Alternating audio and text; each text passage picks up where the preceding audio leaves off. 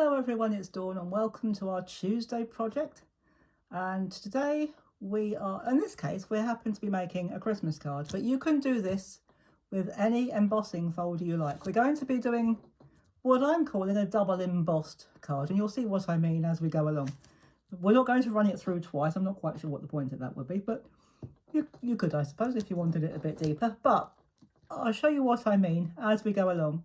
Now, the size of your greeting card or your project will be determined by the size of your embossing folder.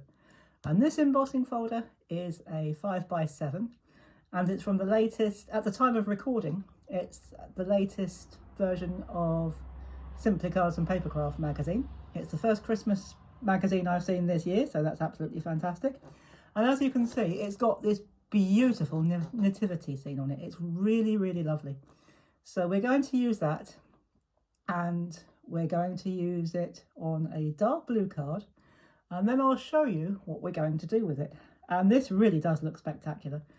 Although I say it myself, this really does look spectacular, and it's no skill of mine, it's just the way it turns out. So I'm going to slide that to one side for a moment.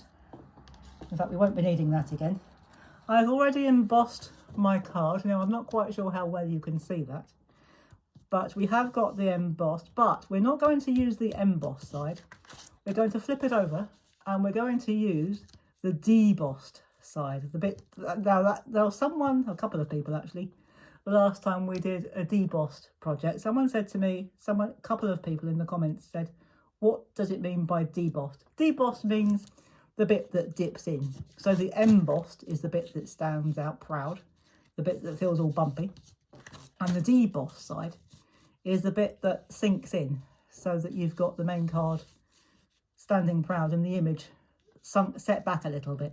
So we're going to use that today, and we've done this in the past, and I've used my colouring pens to colour in the dips, but we're not going to do that today. We're going to do something a bit special. Now, I have to admit, I don't very often do this on YouTube, on a video, but when I do it just offline, so to speak, when I'm making cards and projects, I've been doing this technique a while, and even I have to admit, I get a real thrill when I see this in progress.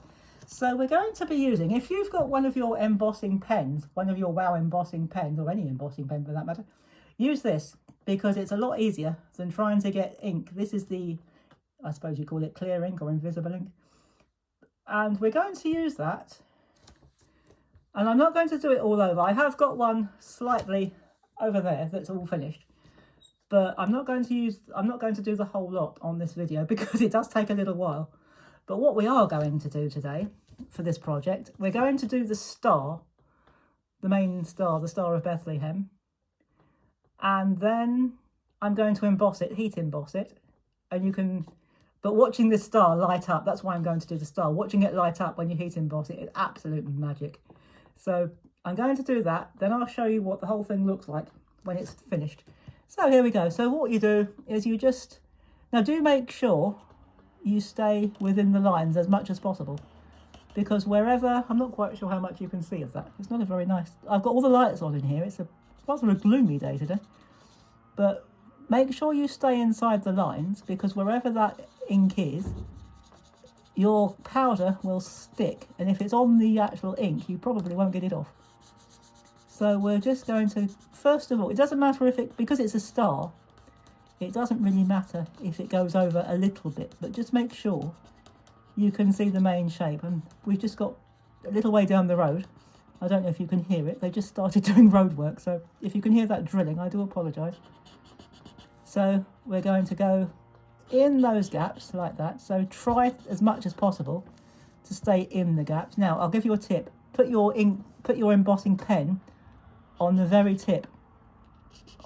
Almost stand it upright, and then you will get a finer line. So we're just going to colour or fill in there. I've actually gone over there, but that doesn't really matter too much because it's a star, so it won't show. I've done it there too.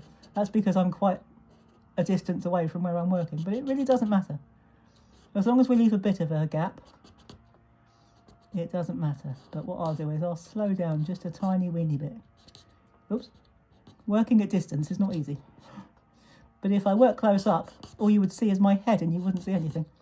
you wouldn't see what I'm doing, so that wouldn't be very helpful at all. So, but I'm sure you get the gist of it. So we're just going to fill these gaps in with some clear ink. I might do one or two of the stars as well while we're at it. So, because it is good fun watching this. So maybe we'll just do these stars around the edge. Now, when you do this on your own, you don't have to do this with this embossing folder, of course. You can do it with any embossing folder you've got. And you don't have to use all the same colour powder. You can go mad and do different colours for different aspects. But just to keep it simple, we're going to use the same. I'm going to use silver. And what we're going to do, we are going to pour our embossing powder all over there like that. Make sure we cover it all. Then what we do, if you've not seen this before, if you've never seen embossing before, you're going to love this. We're going to tap it off like that, tap off the excess. You can use a small brush if you want to, but that looks all right to me.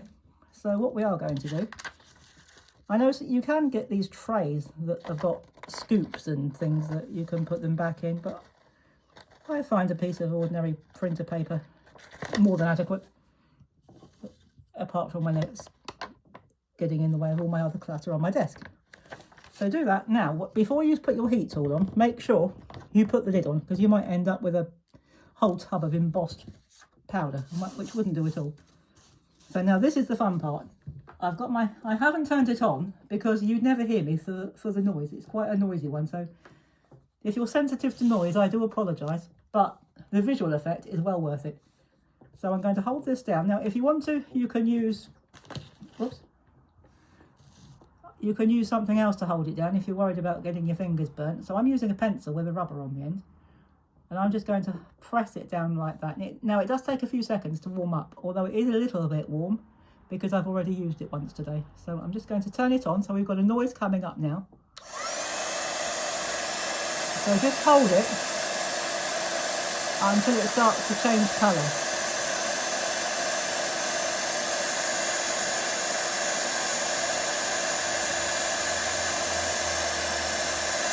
So there we go.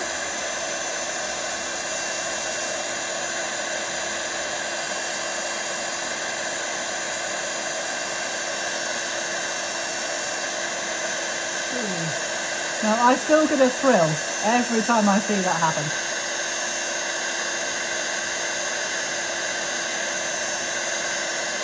So we're just going to, I don't know if you can hear me above that noise,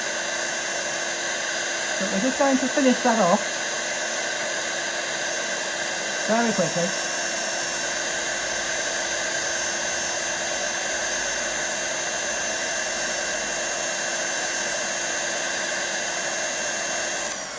There. Now, I don't know if you heard me talking over that because that is very noisy. Sorry about the noise. So, if you're sensitive to noise, the noise is now finished.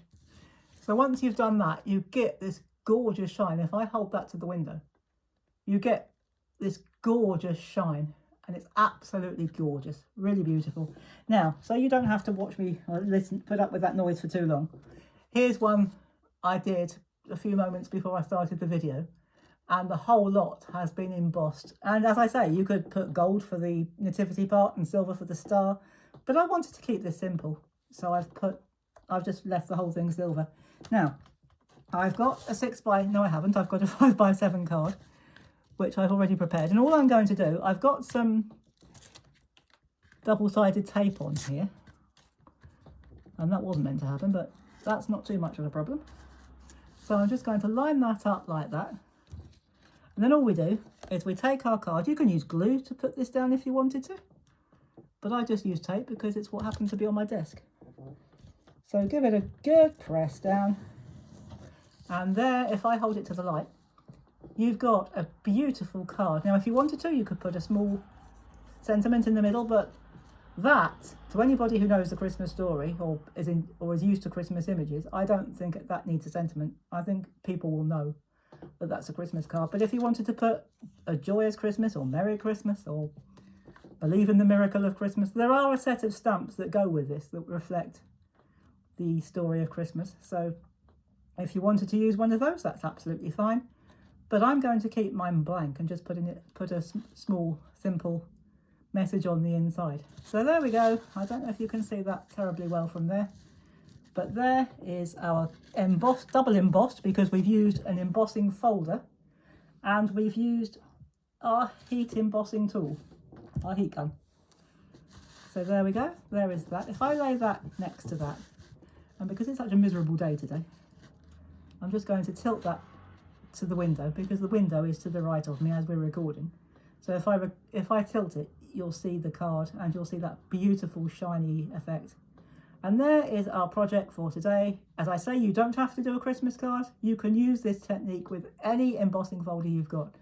If you've got flowers, that would look sensational. If you've got a peacock embossing folder, that would look absolutely spectacular. So you can make this as complicated, as colourful, or as simple as you like.